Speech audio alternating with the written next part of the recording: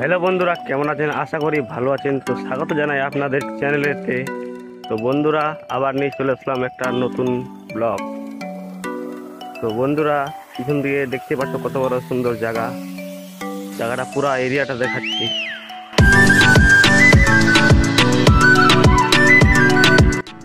তো ফাইনালে চলে এসেছি আমার জমিতে। তো বন্ধুরা দেখতে পাচ্ছ, এটা আমার জমি, আর কি সুন্দর ধান হয়েছে দেখতে পাচ্ছ। ধানটা খুব অসাধারণ হয়েছে, দেখাচ্ছি, আমি হাত দিয়ে দেখাচ্ছি। এই ধানগুলো খুব ভালো হয়েছে ধান। তো আমি আলের চারদিক দেখে নিচ্ছি।